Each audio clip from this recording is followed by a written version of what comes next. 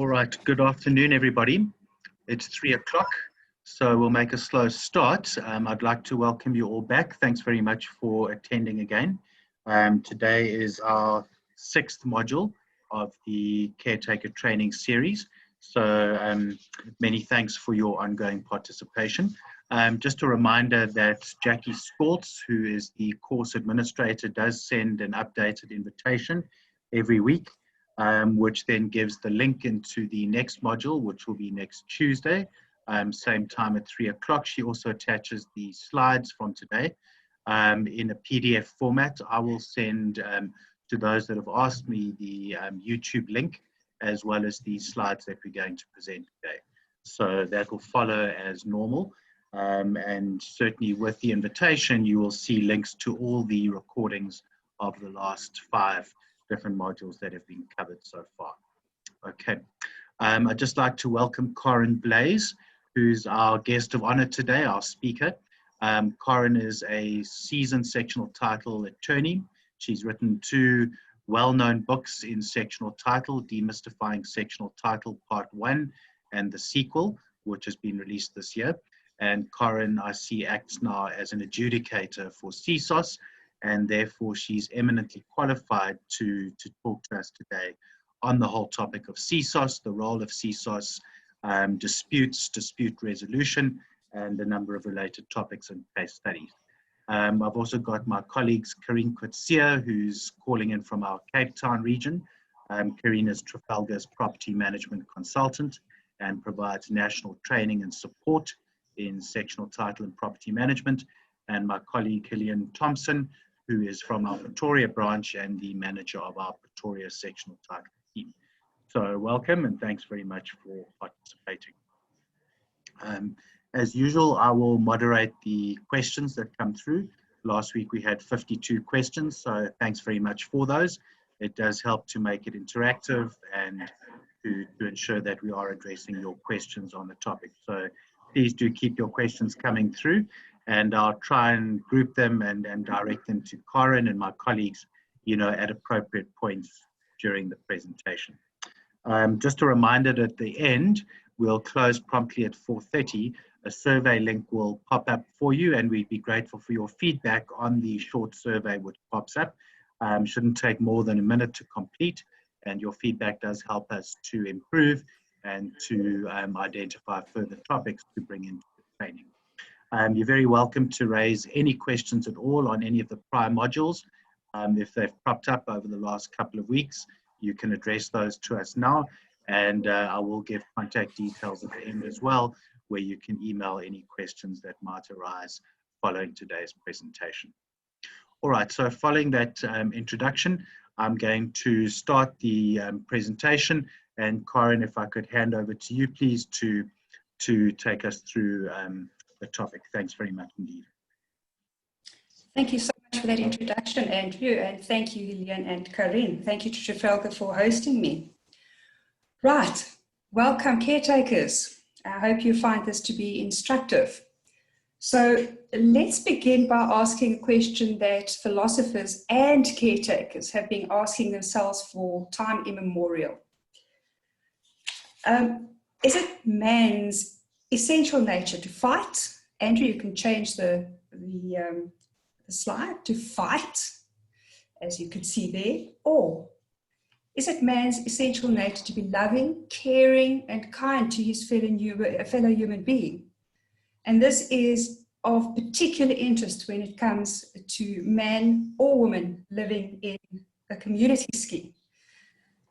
I'm sure as a caretaker, and you can change again, Andrew, this is something that you will see on a daily basis. Because I don't know, and you can think about this and answer this in your head. Is man supposed to live in such close proximity to each other? And you can think about this because you will see this on a day-to-day basis.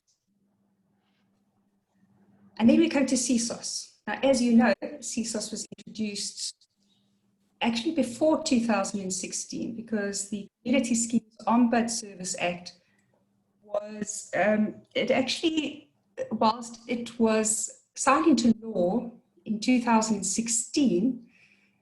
It was actually, it's been around since 2011.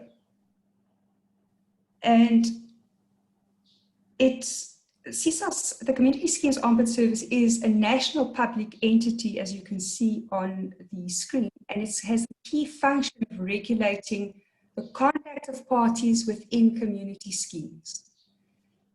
Because disputes within community schemes are rife.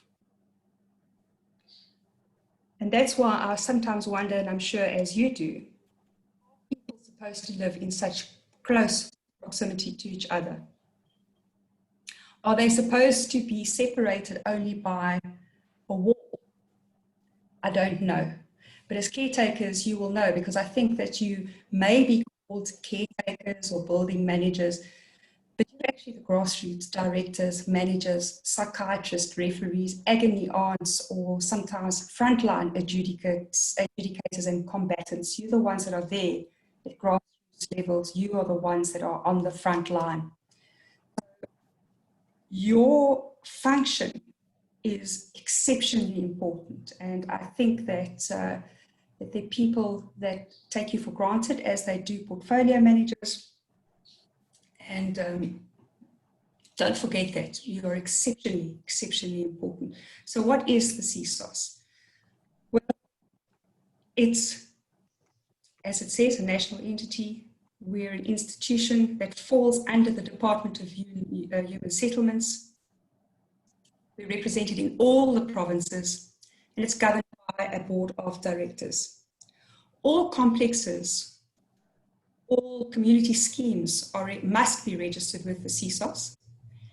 And every single unit in a scheme must pay a CSOS levy monthly, and then managing agents or the scheme executives have to pay that over to the CSOS quarterly. CSOS inter alia approves all body corporate rules, and one of our prime functions, and that's what today's presentation is about, is dispute resolution, conciliation and adjudication. If you can change, Andrew, please. Right, sorry, can I just ask Helene, I'm having a difficult time moving this window from the middle, which I believe is obscuring the screen. Please move this window away from the shared application. I actually don't have anything in the way, so I'm sorry if it's in the way on your screens. It just seems to be popping up unmanaged from my side. Corinne, sorry about that. So no problem. I'm just troubleshooting in the background, but perhaps you could just continue while I try and sort this out. Sure. Okay, so Section 4 of the CSOS Act says that the CSOS's legislative mandate is to provide training and general education on the rights and obligations in community schemes, to conciliators and adjudicators, trustees, owners, occupiers, managing agents, and any other persons that the CSOS deems necessary. That's one of the things that, of course, I'm doing today, to take over and quality control the governance, documentation of all community schemes, provide access to all sectional title and other schemes, to promote and monitor good governance of community schemes, because I think that you probably know that this has been a problem, and to develop and provide an alternative dispute resolution service for all community schemes that is cost effective. So today I want to just speak about alternative dispute resolution, and if you don't know what that is, give you a good idea of what alternative dispute resolution is.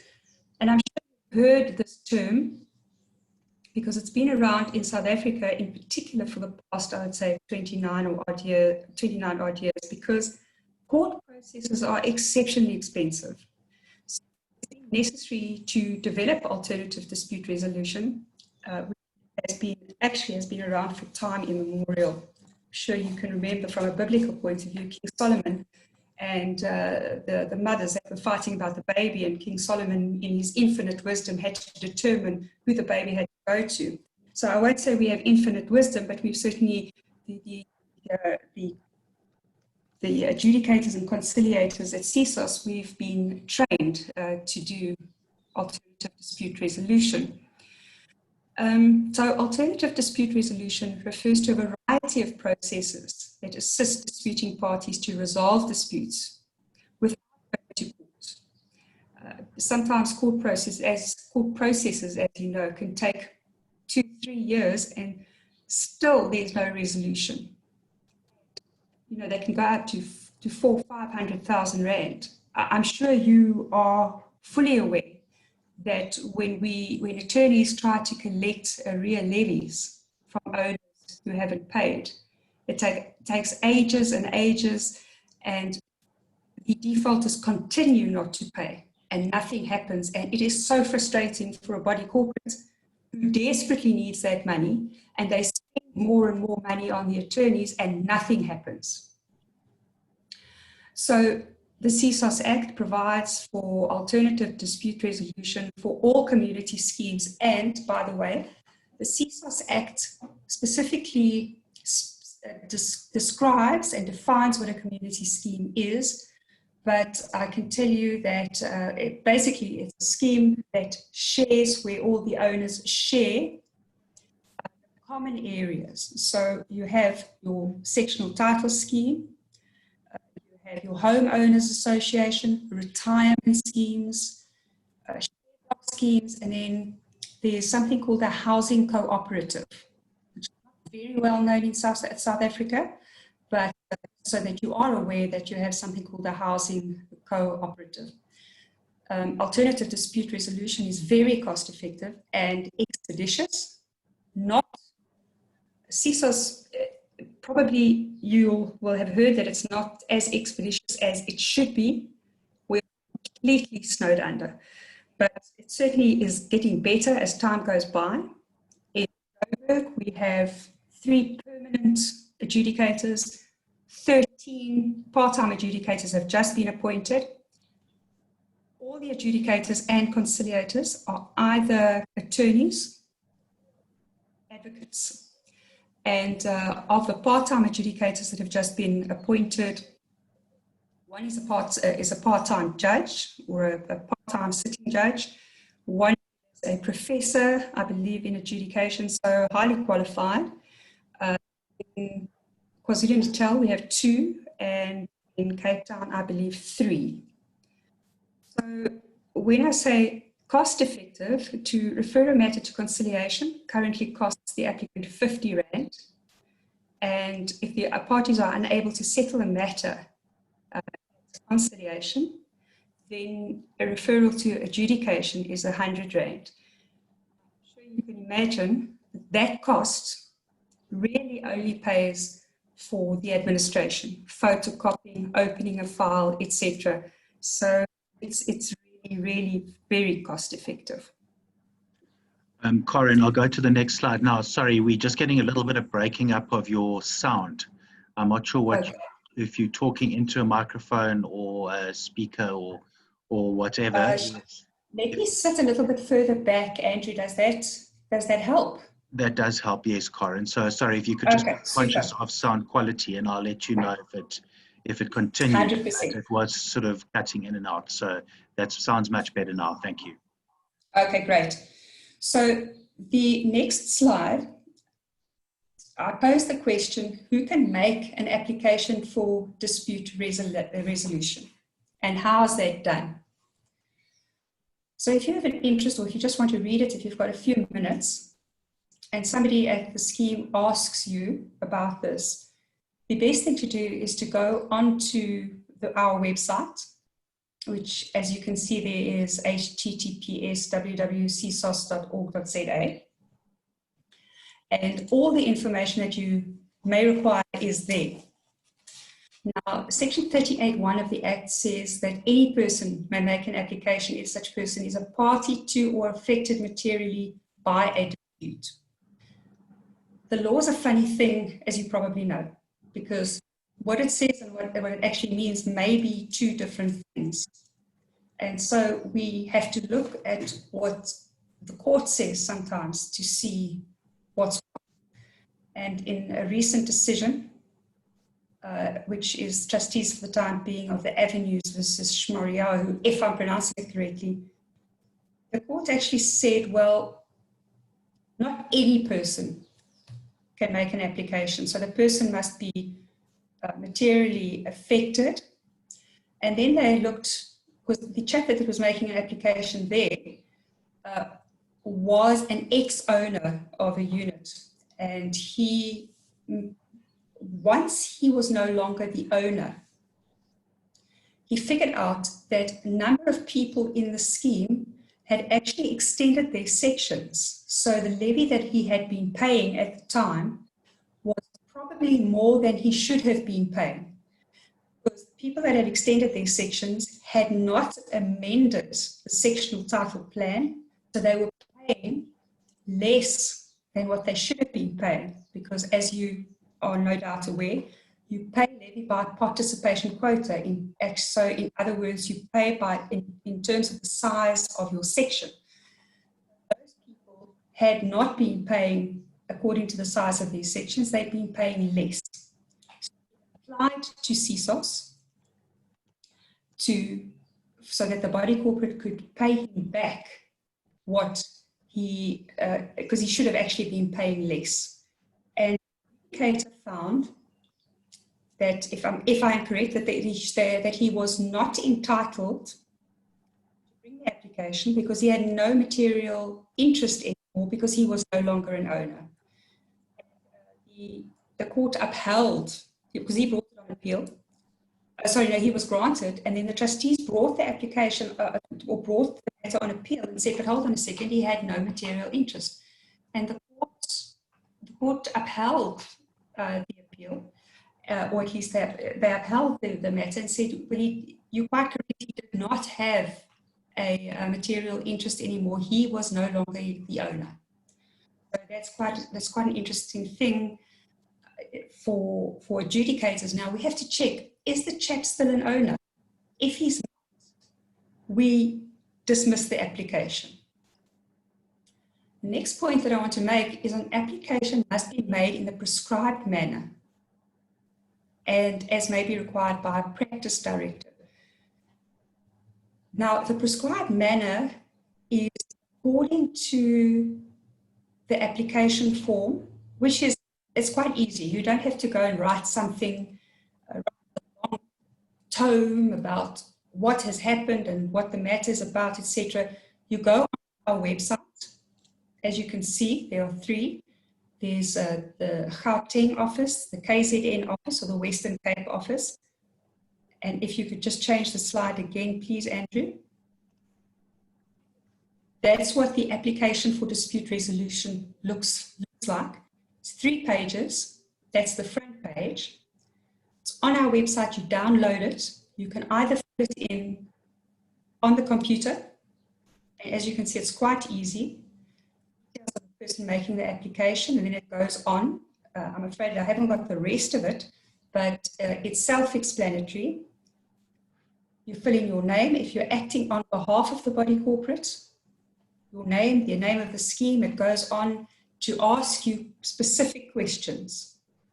So just for interest's sake, something to remember, if you are acting on behalf of a body corporate, let's say that the body corporate asks you, you're in Bloubergstrand, and they ask you as the caretaker to act on behalf of the body corporate. Make sure that you have power of attorney granted to you in terms of trustees' resolution to act on the body corporate's behalf.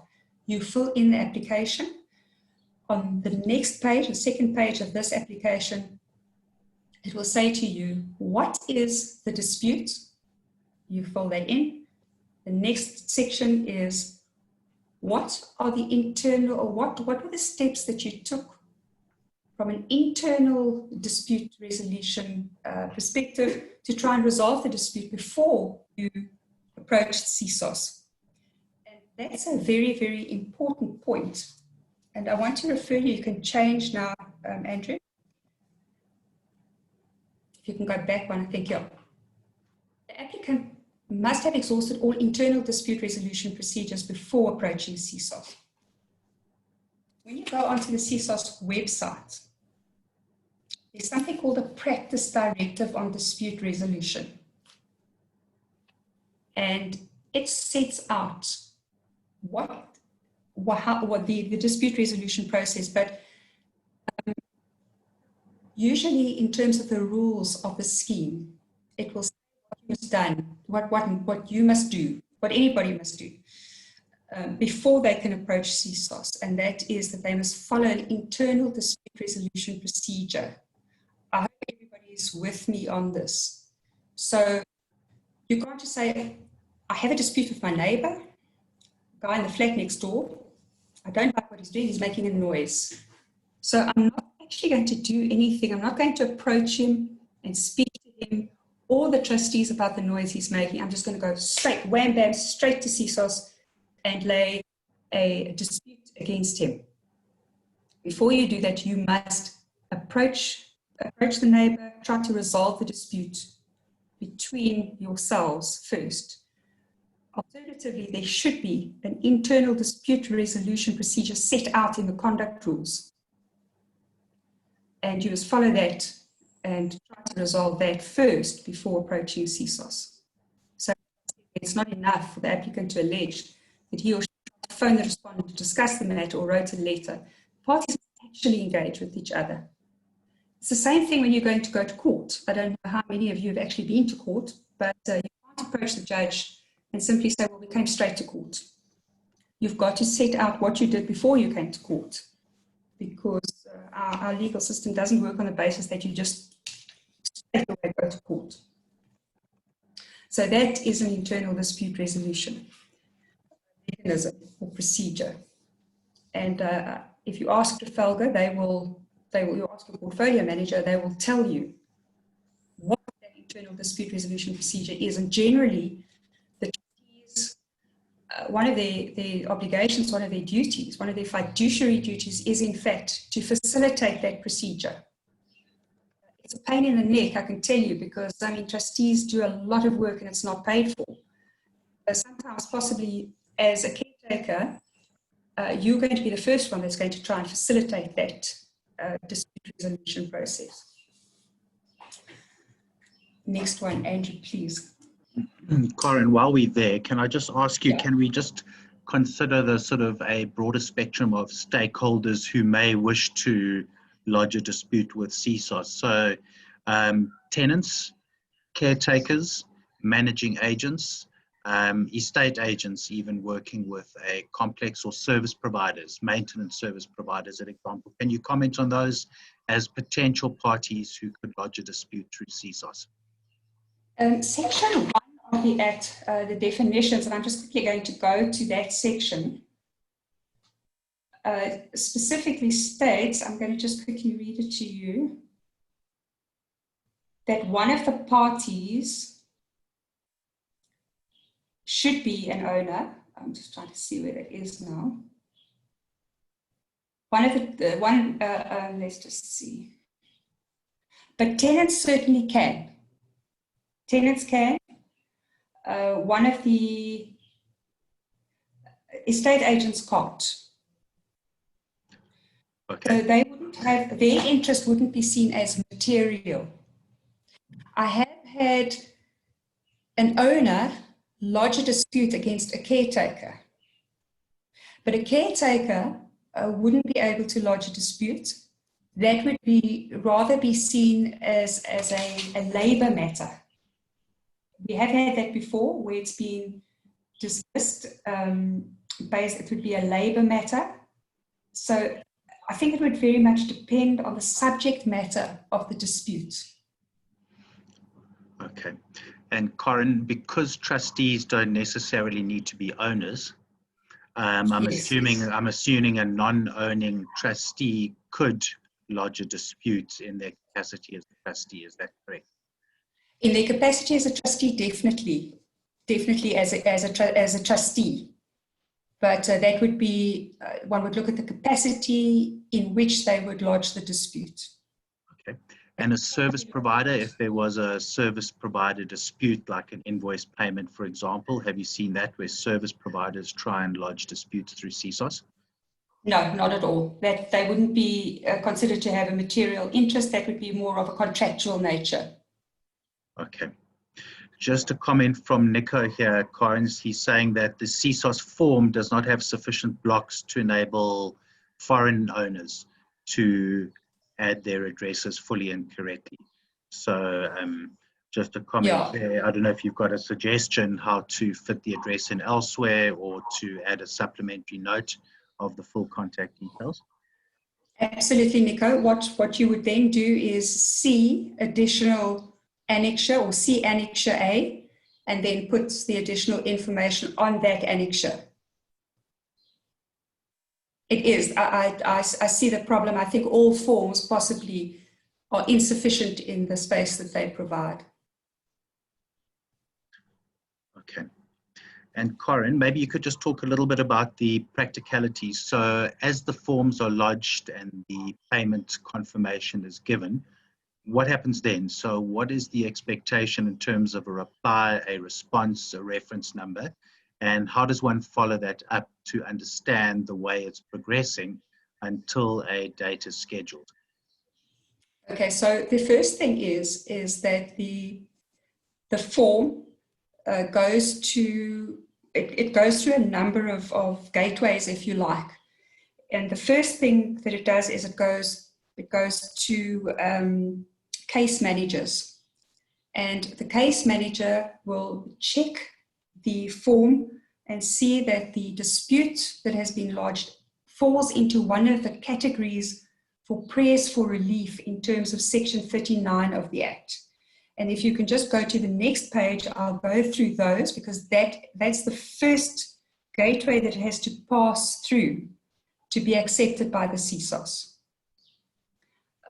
There are, and this is of utmost importance, is that you cannot approach CSOS for any kind of relief. There are, this is governed, as you know, as I've said, by the CSOS Act.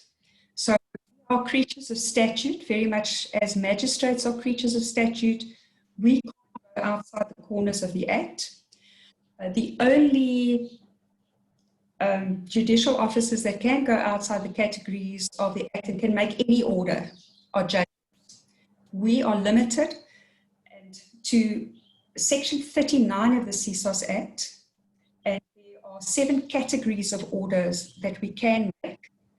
And within those categories are a number of subcategories. So I was telling Helene and Karin and Adele the other day that I was approached. One of the things that I was asked to make the other day was by a chap in Sasselberg, I think, or somewhere there. No, down at the Val Dam.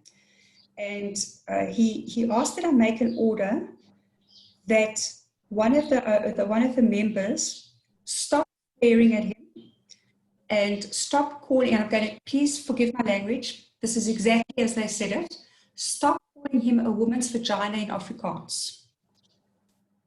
So it's actually very funny, because I don't think men have vaginas. And you can't make that order. The orders specifically as set out in Section 39.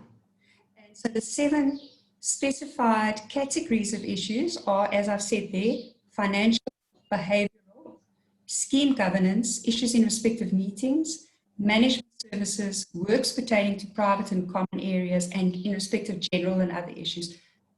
Then there are subcategories. So, for example, and if you go into the CSOS website, you'll see that, for example, under the financial issues, there's an order requiring the association to take out insurance, increase the amount of the insurance, order requiring the association to take action under insurance policy, order declaring that a contribution levied on owners or occupiers is unreasonable. So the other day, a share block company had to make an order because the share block company alleged that the body corporate, of which the share block company was an owner, is in terms of participation quota. So I had to make an order that it has to be in terms of participation quota, as you know. Then there's an order that a member hasn't paid levies for whatever period, 8 months, 9 months, 2 years, whatever. And then an order for the repayment of a contribution, such as a fine that's been levied. There's no provision in the rules for fines.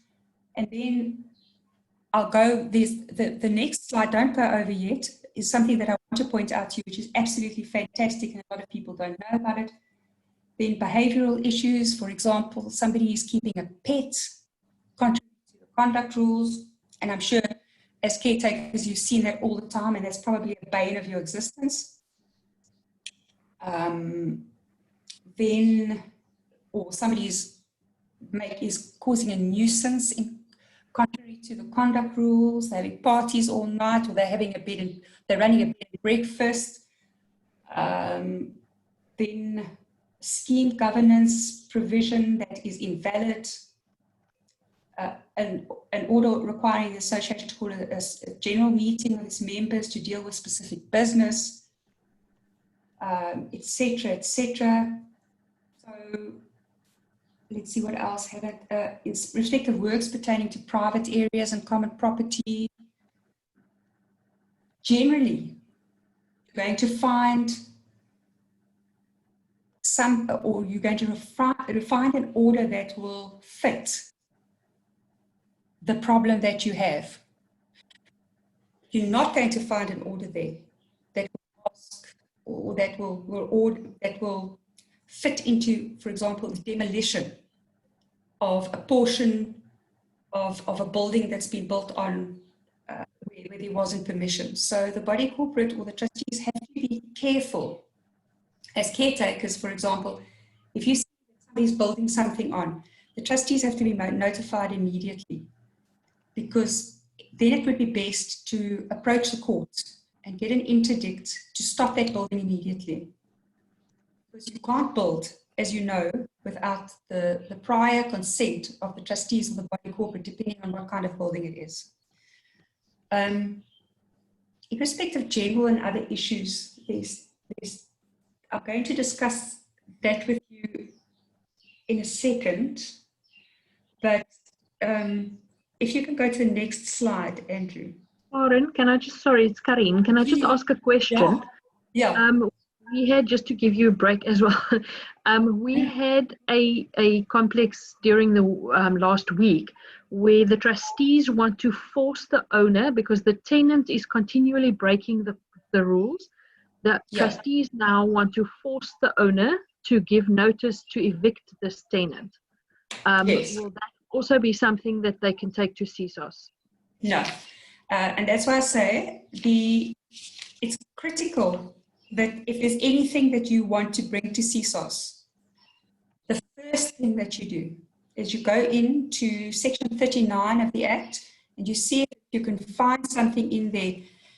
You will find what you've spoken about in Section 39(2), behavioral issues.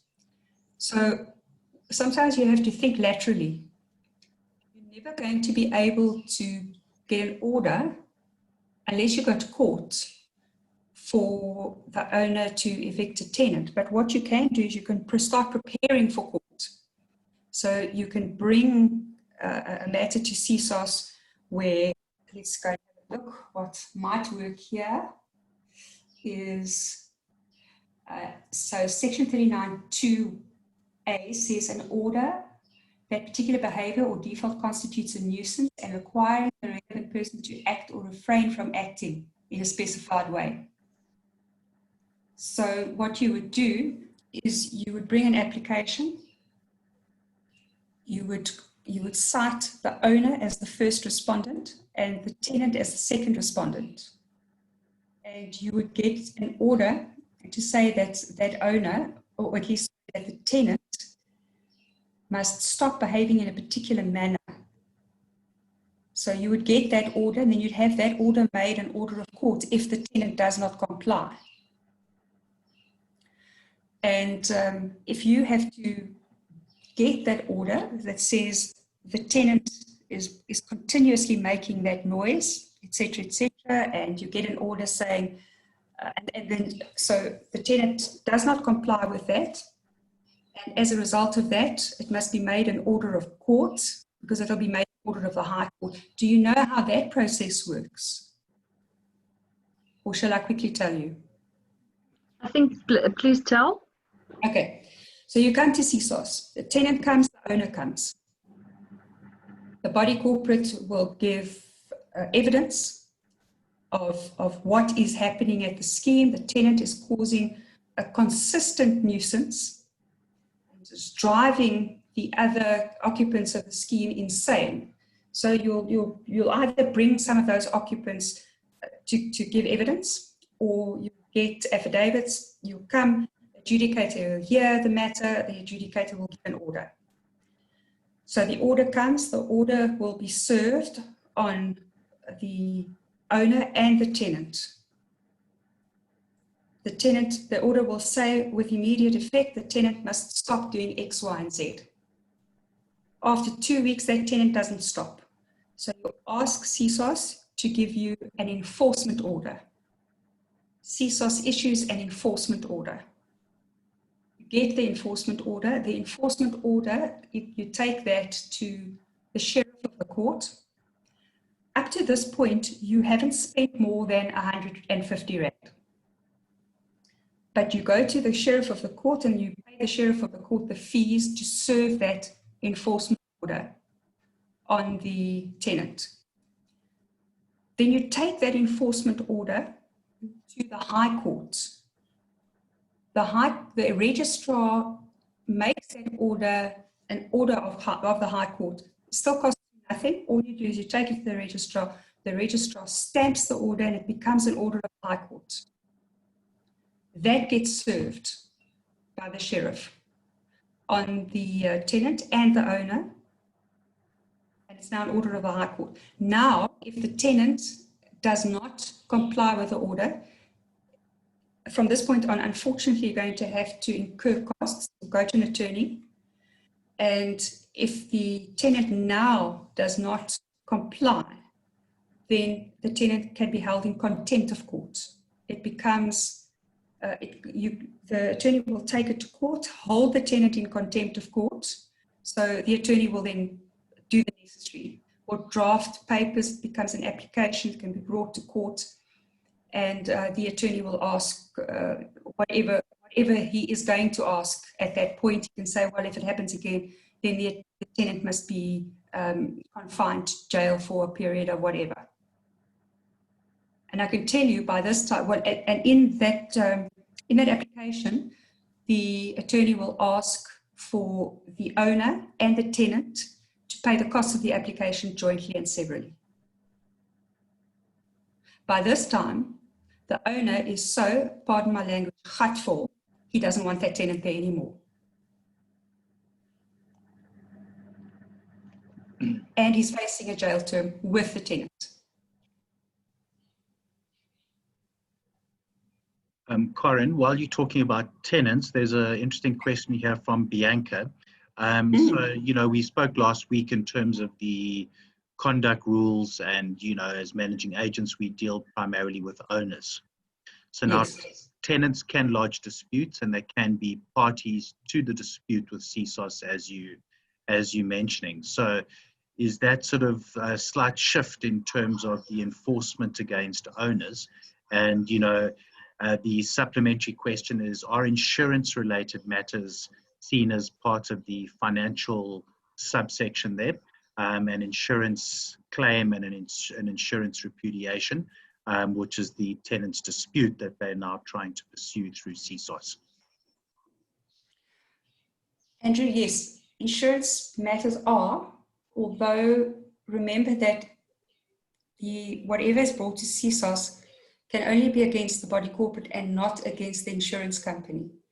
So the prayers for relief in terms of section 39.1 is an order requiring the association to take out insurance or to increase the insurance, or an order requiring the association to take action under an insurance policy to recover an amount. There's no other insurance-related issues. So as long as the insurance company is not cited as a respondent, because obviously that would be incompetent, relief requested, and CSOS wouldn't have jurisdiction. CSOS cannot make an order against an insurance company. It can only make an order against the body corporate or the homeowners association or the share block company or the retirement village. So should the insurance company decide to repudiate a claim, the insurance company, that's entirely up to the insurance company.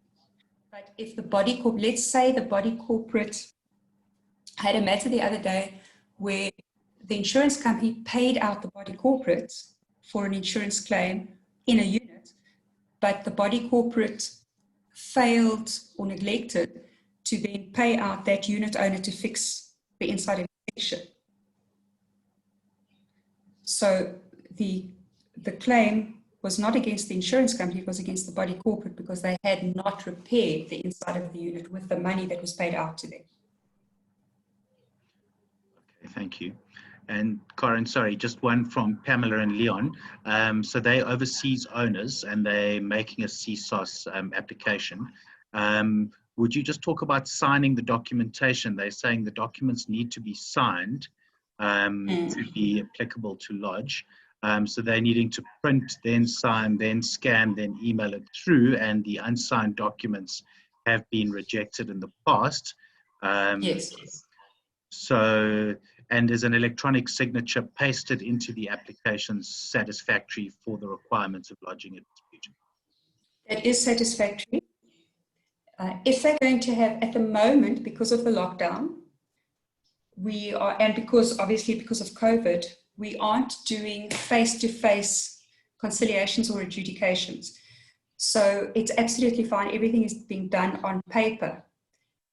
Should they want somebody to act for them at the hearing, if there had to be a face-to-face hearing, they would have to give them a power of attorney, and the power of attorney would have to be forwarded and placed in the file. Alternatively, if it was an adjudication on paper, then they would be at liberty to submit all the paperwork, and it would be accepted. All the documents and evidence would be accepted. So that would be in order. Okay. And won't you talk about attorney representation or other representation at disputes for CSOS? Certainly. I was going to mention that later, but I'll mention it now. I spoke about the practice directive. Now, the practice directive is what the Ombud issues, and it is also available on the website. Now, in terms of the practice directive and also in terms of the CSOS Act, legal representation is not permitted, but that is not a hard and fast rule.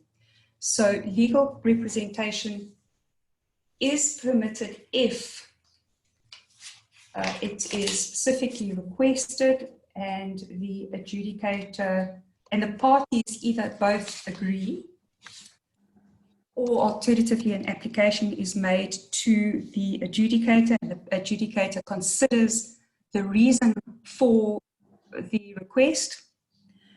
And often if one of the parties, let's say one of the parties is a lawyer in day-to-day life or ex-magistrate, I've had that before, and the other party will be prejudiced if they are not represented. Alternatively, I've had applications where they say, well, it's my constitutional right to be represented by an attorney. And indeed, in terms of the Constitution, it is their constitutional right. So I would be very reluctant to say, no, you definitely are not allowed to be represented. So I would rather err on the side of caution. But at the end of the day, the CSOS was established to assist people, and one has to look at the financial reasons. The one thing that I won't do as an adjudicator, but of course my colleagues may have a different point of view, is to award costs. So if somebody is represented by an attorney, but the other person can't afford to be represented by an attorney, if the party that is represented by the attorney asks for legal costs, I'm not going to order that they be granted legal costs. Excuse me. So the whole point of it is to be fair and equitable, and that's really what we look at. We're a consumer body at the end of the day. Thanks, Corinne. Just an interesting question from Paul. Paul's asking, is CSOS bound by court judgments where a court has decided already on a similar matter? And if a similar dispute is lodged by CSOS, will that precedent be applicable or relevant? Absolutely, we are. We are judged, we are bound by what's called stare decisis, which means that we are bound by court judgments, and we're very, very careful with regard to that. Okay, thank you, Corinne. Would you like me to go to the next slide? Yes, please. Sorry, Corinne. Yes. May I just ask one question? So, just on the other side of that specific precedent and judgments, can you maybe confirm, is CSOS bound by a previous ruling made by CSOS if you're entertaining a specific matter? We aren't currently. An adjudicator general has just been appointed, and there is going to be some sort of, so we do look at what our colleagues order. We aren't bound at this stage, but obviously if another adjudicator is bound by a court judgment, then everybody's going to be bound by that court judgment that says something similar. Remember that any adjudicator's order is subject to appeal in terms of the Act. So it's not final and binding completely. The party that has substantially lost, if you want to put it that way, or has been substantially successful, is always at liberty to take the matter on appeal to the High Court or on review to the High Court. That's not ideal because it's so expensive. At some stage in the future, hopefully, it may change and there could be an appeal to CSOS or to another adjudicator, but at the moment, of course, it can be taken on appeal or review to the High Court in terms of the High Court rules. But fortunately, we are bound by High Court precedent, not Magistrates Court, High Court precedent. And we're very careful about this. Thank you. So what I wanted to point out, which is something that, because a lot of people don't look on the CSOS website, this is an order that's often overlooked. It's a financial order. It falls within the ambit of 39(1), prayer for relief. And I would urge managing agents, trustees, caretakers, take this into account. So that if you have an owner who's not paying their levies, ask for an order that requires a tenant or their tenant, that person's tenant, to pay the association and not his landlord all or part of the rentals that they are paid every month, to pay the body corporate. And then the tenant makes the payment of his rental to the body corporate and may not rely on any right of deduction or settle for counterclaim. And then the payments made by that tenant to the body corporate or the homeowners association goes towards the levy, and that payment made by the tenant to the association discharges the tenant's liability to the landlord. And then the association must credit must credit the amounts received from the tenant to the amount to the landlord's debt to the association. Does everybody understand this? Because it's not used very often at CSOS. It's fantastic, because if the owner owes 20,000 Rand, rental example, is 5,000 Rand, then what the owner owes to the association is going to be paid off quite quickly. The owner is going to be livid though, because he's not receiving his rent. But the body corporate's receiving its levy, and that's really what's important to the body corporate. If you're going to apply for this order, you must cite the tenant as a co-respondent. So you must know the tenant's name. You must also have the tenant's details, have the tenant's email address, telephone number, and you must know, if possible, what the tenant is paying every month. Karen, just a question. Will the owner then not just evict his tenant because he's not paying his rent? You know, I've looked at this, and I must actually speak to the adjudicator general. What you do then is you get an order stating that the owner owes X. You get an order against the tenant and or anyone else occupying the unit for the tenant or on his or her behalf. So the owner is a little bit screwed, because it will either be that person or anybody else that moves in. Do you get my point? Yeah, that makes sense. Thanks. Yeah. So that's what you do. It's just got to be worded quite nicely, and we make sure that we word the order in such a way that if you have to have it made an order of court, then we're covering all our bases and your bases. But it's a lovely order.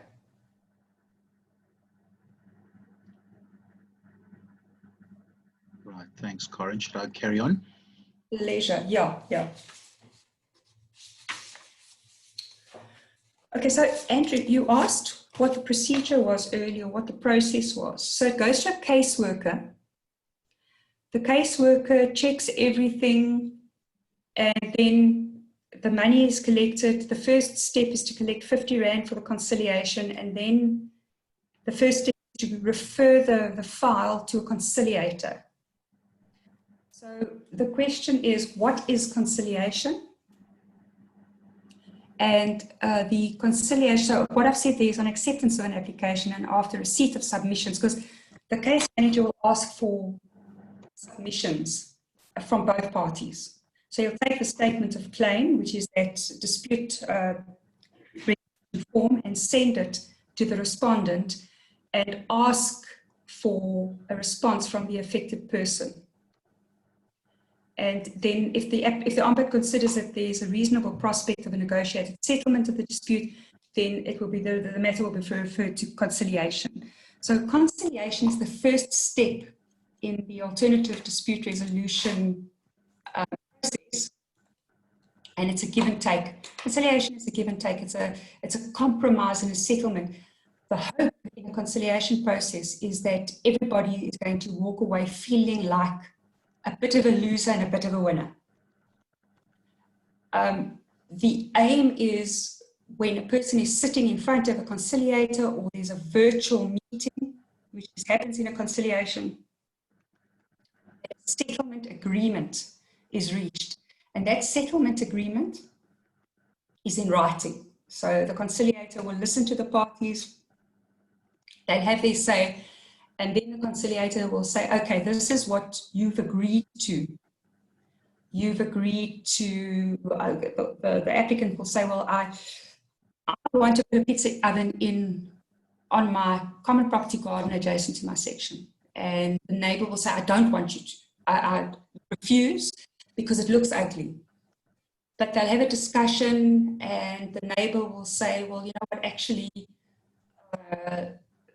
if I say no to your pizza oven, you're going to say no to my built-in braai.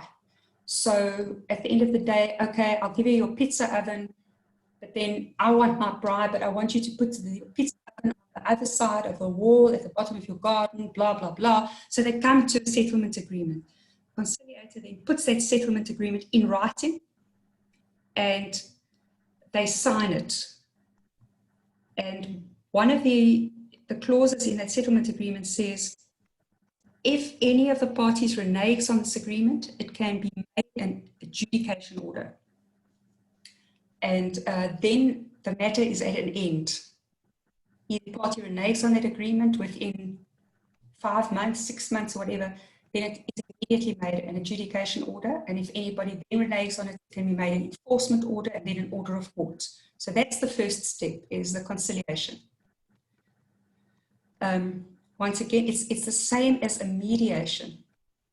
The conciliator acts as a go-between between the parties.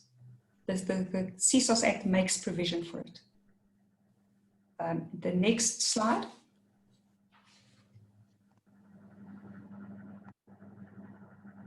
So what if conciliation fails and you still have the parties fighting? Next slide. I'm enjoying watching these characters move, Corinne. So do I. I love them. I love the one eye. So the second step then is the conciliation, which is what we've, at least adjudication, which is what we've spoken about. Adjudication is a far more formal type of procedure where if there was a hearing, the parties would be sitting at a table, one on either side, and then the parties would present their cases. The adjudicator is an independent and impartial third party. If the adjudicator has any apprehension that he or she knows one of the parties, or I used to be a practicing attorney, if I acted for one of the parties or I happen to know one of the parties, then I must immediately recuse myself. If the party, or if one of the parties later finds out that I actually acted for the parties 10 years ago, or I might in any way be biased, then they can have the entire order set aside. So the suitably experienced and qualified adjudicator hears the matter with the purpose of bringing it to finality.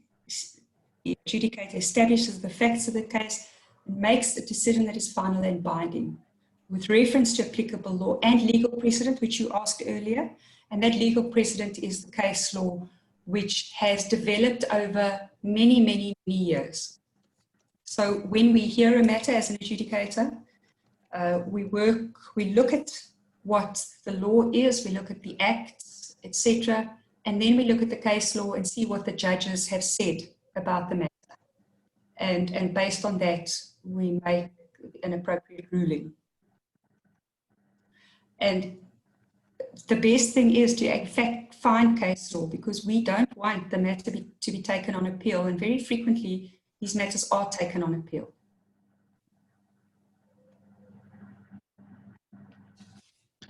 Corinne, is the appeal done through CSOS? Do you talk about that later, or is it a court process? No, the appeal is a court process. It's done in terms of the Supreme Court rules, the High Court rules, and the Supreme Court Act. And that's when it becomes expensive for a person to take it on appeal. But sometimes the matters are of such gravity that they are taken on appeal.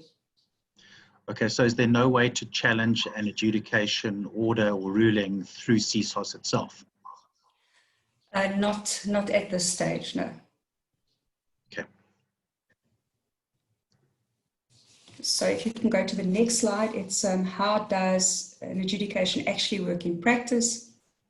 So if a conciliation does not yield the result that one wants, which is a settlement agreement, then a notice, I suddenly well, I just suddenly can't remember what it's called, but it's a, just have a look, what it is called, certificate of non-settlement or something like that. I'm sure I remember it as I speak. It's issued, and then the notice of set down of the adjudication hearing is sent to both parties. It's essential that both parties get it, because one wants both parties to have an opportunity to state their case. Otherwise, then fairness goes out the window. as I mentioned, during the national lockdown, adjudicators have been carrying out adjudication on the written submissions and via electronic platforms. But again, it's critical that both parties have their say. At the adjudication hearing, the hearing is fairly formal, parties are sworn in, evidence is given under oath, and each side is given an opportunity to state its case. As I say, the hearing is recorded, and both sides are permitted to call witnesses, etc. Most adjudicators just say, please call me Karen, please call me Andre, please call me Lindiwe, whatever. I had one, it was very, very difficult to keep a straight face because there was a gentleman from Central Africa and he called me my lord. So I had visions of myself with those, because in Central Africa they still work under French law, and they have those grey wigs that they put on, those white wigs. So I said to him, you can call me anything, but please don't call me my lord. So that was really quite funny. But, so that's how an adjudication works. Yes. Sorry, do the parties need to submit affidavits to substantiate their claim or their their reasons, or is it more informal than that? It sometimes depends on the adjudicator, and it depends on the level of formality. If we have legal representation and if there are advocates, then sometimes we will then look at affidavits, but otherwise we prefer to have it as informal as possible. If we just have the layman, as informal as possible, except that evidence is given under oath. But if there are advocates, then we don't have to follow the formal rules of evidence, but evidence nonetheless. So they have to realize the gravity of the situation. Right. And Corinne, is it completed in one sitting in terms of the actual interviews or the hearing, or is there an opportunity for further investigation, for follow-up sort of, evidence to be presented? Andrew, it depends the complexity of the nature of the matter. So sometimes the matters are very complex and they have to be over a number of days, but it's far better if they can be brief. We prefer that, but sometimes they really are long matters and they involve a lot of evidence, and then it's a number of days, but otherwise generally the matters are fairly brief. And you talk here about the parties being sworn under oath. What is the implication of perjury? If somebody perjures themselves in an adjudication, are there legal recourses for that? Yes, there are. Generally, we'll find that the other party then jumps onto the bandwagon and says, you perjured yourself, or we're going to take you to court, you did this, that, and the other. As the adjudicator, we won't do that. We won't step into the arena and take up the fight, take up the cudgels. We don't do that. We hear the matter and then make a decision based on the evidence. Okay. So we are completely impartial. Okay, thank you. Okay, so the rules for adjudication, and this is set out in the practice directive. I'm going to go through it briefly. I don't like reading slides particularly, but as I've said, the adjudicator must be impartial and independent and must inform the parties immediately of anything which could affect his impartiality or independence. The adjudicator must definitely not give advice to the parties or their representatives. The adjudicator must not only be impartial and independent, but must be seen to be impartial and independent. He may not be called as a witness by either party to give evidence concerning the matter referred to adjudication. So if the matter happens to go to court, they can't call the adjudicator. Adjudicator enjoys the same privileges and immunities from liability as a judge of the court. Adjudicator is bound by the provision of the CSOS Act, the Dispute Resolution Directive, and any other provisions of relevant legislations. The adjudicator must act with fairness and impartiality and ensure that each party is furnished with a copy of any written submission sent or furnished by either party. Adjudicator must adopt the most cost and time-effective procedure consistent with fairness to determine the dispute. And the hearing must be conducted with procedural fairness. And then the dispute must be determined on the oral submission, the written documents, and if necessary, the adjudicator can inspect works related to this dispute, if appropriate, or the adjudicator can appoint an investigator from CSOS to go out and have a look. So the adjudicator has fairly wide-ranging powers that they can either go and inspect, or they can call somebody in, even a third party, to come and explain things to them, as long as they are completely impartial at all times. Next slide. I'll just ask Corinne, there's an interesting question here from Pamela and Leon again. So they're submitting multiple complaints. They're asking, is there a way to make sure it's adjudicated by the same person so that linkage and the history can be, more efficiently considered? Or is it literally case management will allocate it based on availability and separate cases will be, potentially heard by different adjudicators? They can certainly ask. Generally, if it's found that it is between the same parties, then the case managers will allocate to the same adjudicator. But it would be best, in fact, if it's given under one case number. But if that's not possible, then it would be best to ask the case worker or the case manager to allocate all those case numbers to one adjudicator, because it is essential for that adjudicator to be aware of the history and to be aware that there are a number of cases together. So certainly ask. But again, I'd like to just highlight the fact that please look at Section 39 of the Act. Go onto the website, look at Section 39 of the Act, so that you are aware that you are asking for relief that is competent for the adjudicator at CSOS to grant. Otherwise, you might cut short. Yeah. And Corinne, can you just bundle a number of disputes together in terms of one application form? So, I mean, if there are a number of issues that need to be resolved, to what extent can they be grouped and therefore dealt with collectively? They can be. They can be.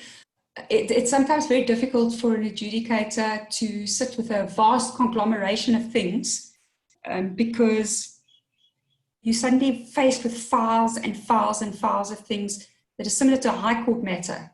And you think this is very daunting, but it can be done as long as it's relevant, as long as you haven't waffled about things. So make them relevant, make them to the point, and if they are linked, and they're between the same parties, and that is critical. Okay, so exactly the same parties would need to be involved for all yes. items. Yeah, they will have to be. Okay. And then the case manager, how do you find that person or email address? Is it the same email address as you gave earlier in terms of asking for a particular adjudicator or trying to group different reference numbers as you suggested? The person so you submit your complaint to that GP complaints or KZN complaints, the person who writes back to you. We currently have 3 people in Gauteng who are case managers. 2 of them are advocates, and the other one isn't. And those advocates are incredibly helpful. So they will write back to you and say, I've received your complaint. This is what has been, the Ombud has approved that complaint for adjudication or conciliation, and I will now require this from you. I've notified the respondent. The respondent has been asked to respond. So that will be your first point of reference at CSOS, and that's who you will write to. So if you are going to be writing, for example, to 10, you'll have Advocate Mudinda, or trying to think of the other person is, so you will send to them directly. So you will begin your relationship with CSOS with those people. And those are the people who you will write to. So they'll write to you, you'll write back to them. And they're very helpful. All right. And then Corin, Nico's wondering how much evidence is enough in terms of, is it a disadvantage to sort of be absolutely, comprehensive, or is it a minimal type of approach, minimally sufficient, that would be preferred? It's very difficult to answer that question.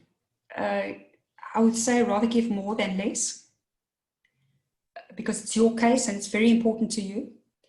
And so give more rather than less. Okay, thank you. Sorry, Andrew, Okay. just to comment further on what Corin has just said, rather more than less, we've found, especially in Corin also raised it, although during this COVID time, CSOS is addressing matters, or some of the representatives of CSOS are addressing matters through either Microsoft Teams or conference call facilities. At this stage, a lot of the matters are being addressed via paperwork. So the more you give, the higher the likelihood of all the facts being taken into account. Yes, agreed. Okay. And Corin, do you often see caretakers called as witnesses to disputes? Absolutely. In fact, I would say that their evidence is critical, absolutely critical. And, because this is for caretakers. yeah, no, I mean, that's why we sort of decided this topic was so important, because, I think caretakers are on the ground. They are the eyes and ears to many of these disputes. They're often first responders. It's really important that they understand how CSOS works, what is required in terms of validly lodging a dispute, how that dispute is lodged, what the expected process looks like, and the role that they, may be expected to play in that process. Just a comment, we've seen a number of disputes where the evidence becomes a question. So, noise disputes, it's, we've got many he said, she said type of situations where it's hard to know who's correct, and looking for evidence and substantiation of the disputes becomes an important question. So I'm talking about CCTV, footage, or photos, or monitored sound levels, so that there is some form of evidence that can be presented, because otherwise hearsay is very difficult to adjudicate. I don't know if you can just talk about that a bit, Corin, in terms of, what format of evidence and what form is important to make the decision-making effective. Yeah, perfect. Look, evidence, I don't have to tell you, can make and break a case. And when it comes to noise nuisance, nuisance can take many forms. Dust nuisance, noise nuisance, nuisance in the form of smell, for example. So if a caretaker's testimony can absolutely sway a matter. We will look, for example, at a caretaker giving testimony, or we can look at a sworn affidavit by other members of the body corporate. But in respect of evidence, the best form of evidence is if somebody comes in and says, I heard that, or I hear that on a nightly basis, and it affects my family. Or the caretaker can say, well, I've got people coming to me nightly and complaining, but that is hearsay. So it's best if the caretaker says, well, I've got people coming to me, and then the other people come and say, well, I've come to the caretaker 5 times to report this. So the caretaker must give the evidence, and the people that have come to him must give the evidence. So it mustn't only be the caretaker, it must be the caretaker and those people that have come to him that must say that as well. The caretaker can't come and say, well, so-and-so came to me and so-and-so came to me and so-and-so, because that's, hearsay. So it's essential. But the caretaker is the person that is in that position of authority. And if he can say himself, well, I heard that noise myself, and it is too loud, or I am witness to that littering. I have seen X, Y, and Z come out and throw their beer bottles on the common property all the time, and I have personally told them not to, and I have reported that to the managing agent, and I have delivered those letters, etc., etc. It's going to count for a lot. The other thing is, the best thing, the best form of evidence is if a caretaker comes and is himself quiet and calm and doesn't get red in the face and swing his fist and is very cross, or if the person comes in and faces the caretaker and the caretaker gets hell of a cross. It's rather be calm and sort of seemingly, or not, let's not say seemingly, impartial, and gives the evidence calmly. That would be the best thing. But sometimes people in the scheme will look at the caretaker and say, well, he's on their side, which is not the case. The caretaker is fulfilling his function, doing the job that he has been employed to do.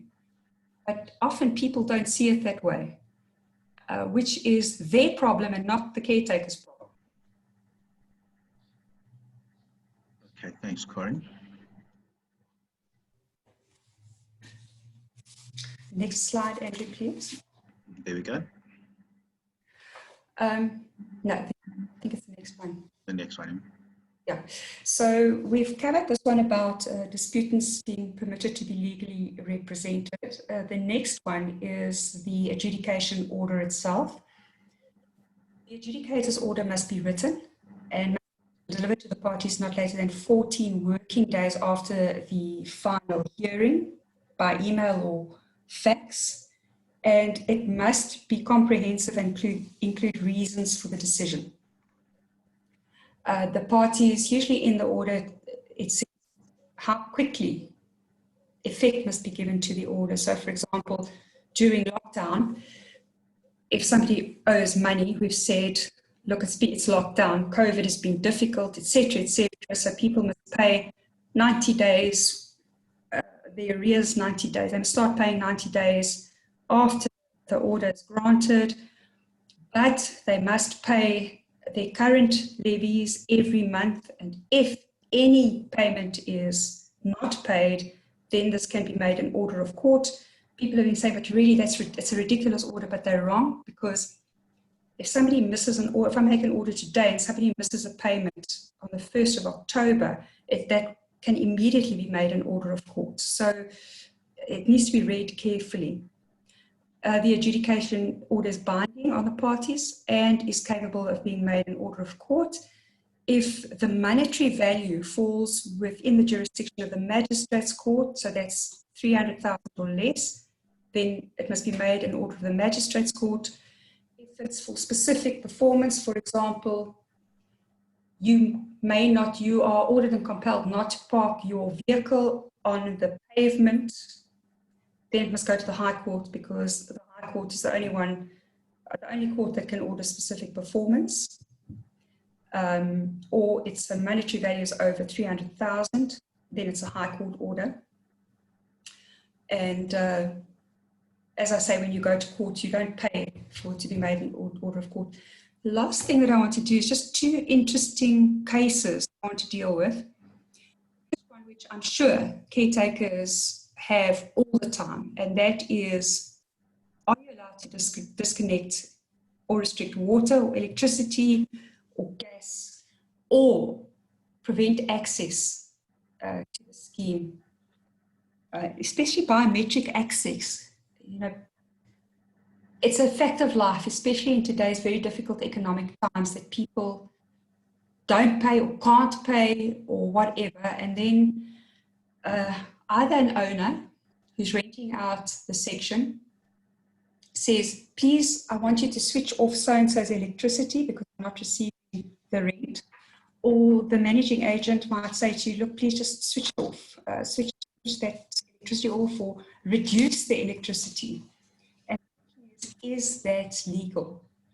And I can tell you that it's not legal, but I want you to know why it's not legal. And that's been set out in 2 cases. If you can go to the next slide, Andrew, the first one, Fisher versus Body Corporate of Misty Bay. I quickly want to tell you the facts because it's always the facts that are the most interesting. What happened here is Body Corporate of Misty Bay is at the Vaal River. And Misty Bay at the entrance has got a boom. And so the trustees, in all their infinite wisdom, decided that Mr. Fisher was not paying his levies. So they said to the guard, don't. So he, one afternoon, I think it was a Friday afternoon, he pitched up there in his vehicle, 4x4, and he stopped. They said he wanted them to let him in, and they said, no, we can't let you in, but you can walk in, but your car must stay outside. So he threw his toys out of his cart and approached the High Court, and the judge ordered the Body Corporate to restore Mr. Fisher's possession of an access to the premises on an urgent application. If you deny somebody entry to a scheme, or you deny them, or you terminate their electricity or their water or their gas or whatever, it's called spoliation. And the order that they grant is something called the mandament van spolie. So this case was not concerned with electricity supply, but they had disabled his vehicular access disc. So the Body Corporate argued in court, which I thought was a little bit disingenuous, that they had they were entitled to suspend his access discs. So he could just carry his bags through and walk to his unit, but that was the ruling there. And very frequently, people come to CSOS and say, well, they stopped me from using my biometric access. In other words, they stopped me from using my fingerprints or whatever to come into the scheme. It's not allowed. And people, if they come to CSOS on an urgent basis, so they come on the Thursday, we'll grant that order on the Friday. Obviously, if provided both sides have had the opportunity to be heard.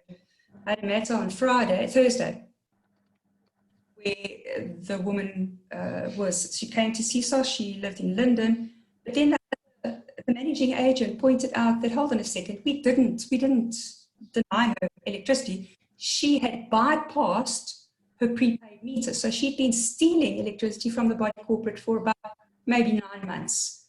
That's not disconnecting electricity. She'd been stealing. So electricity. So in fact, that's a criminal case.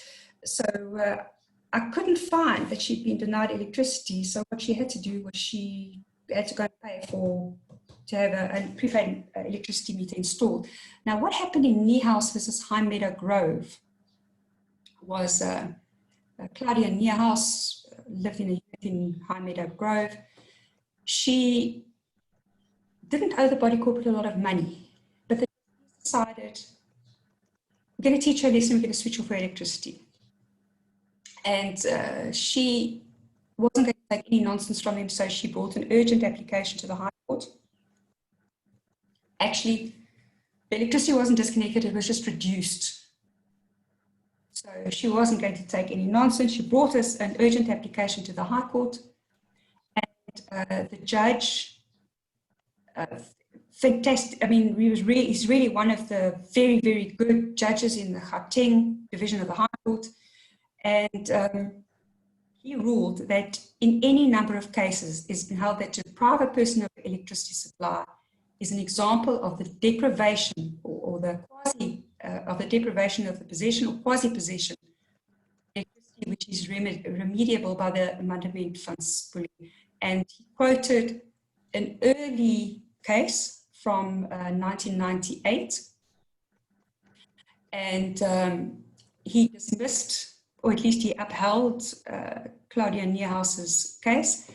So from 2018, the reduction of electricity or of electricity is completely unlawful.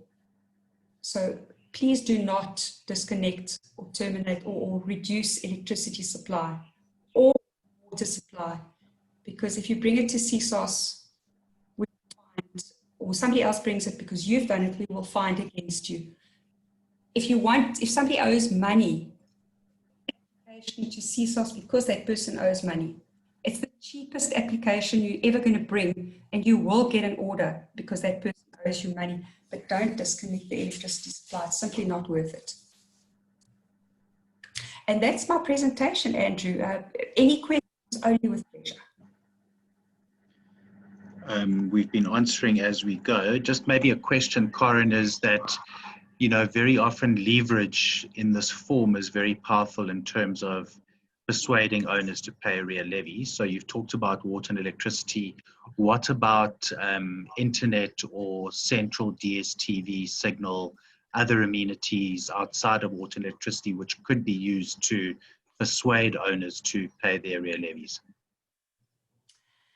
Andrew, as an ex-attorney, I know, and an erstwhile managing agent, I know that this is probably the best way to persuade them, because it works. But from a legal perspective, it's not allowed. Those things that you talk about, internet, etc., there's nothing in the law, as far as I know, that says that they are part of the incidents of ownership, which the judge said in the Niehaus versus High Meadow Grove. He said that electricity, supply of electricity is an incident of the possession of immovable property. So I can't see why you disconnect that electricity, those supply, the internet, for example, if it's part of the levy. So if you're not paying for it, then why continue with it? You understand what I'm saying? Yes. I can't see that could be upheld in court. For them to say, you can't disconnect me. Yes. Could I ask, would that also then count towards, say, for example, garden services to a specific unit's exclusive use or common property garden area? If it was again, I think, but just remember that I can't give you a final and binding conclusive answer, but if it was part and parcel of the levy, and you can't divorce it from the levy, and I think that's to be careful of, I think that you would possibly get away with it. I mean, why should they continue to receive a service that they're not paying for? That's my take on it. But as I say, I can't guarantee that my take on it and my view would be the same, or another adjudicator would have the same viewpoint. But again, you argue that it's not an incident of the possession of immovable property. Thank you. Thanks, Corin. Corin, does CSOS get involved in any municipal related disputes with the body corporate or between the municipality and owner as well? No, Andrew, I think what you need to look at is the dispute has to be between the body corporate or the community scheme and the member. So if that municipal amount was payable to the body corporate and then by the body corporate to the municipality. So it's got to be between those, the two entities, and the municipality must not be directly involved. Okay.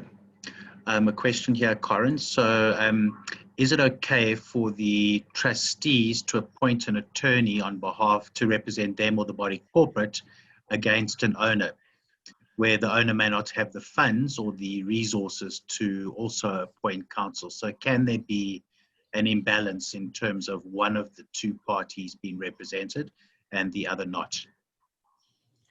There would have to be a very good reason for the appointment, and the person or the body corporate would have to then apply to the adjudicator, giving sufficiently good reasons why they would need to have legal representation, and the adjudicator or the other party would have to agree. Okay, so it's by agreement. No, not only by agreement. The adjudicator may grant permission subject to the reasons, if it's the complexity of the matter or whatever. Okay.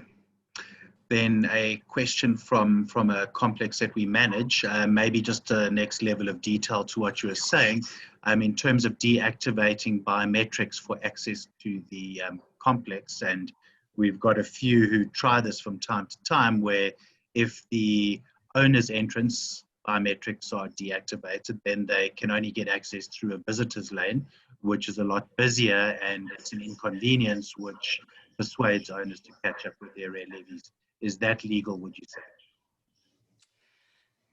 say? No, we've had that. That would be tantamount to spoliation, unfortunately. Okay, so it's not strictly legal. Even if they are not actually refusing access?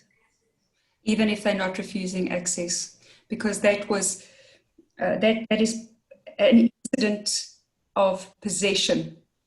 So as owners, that's what they get if they pay for it.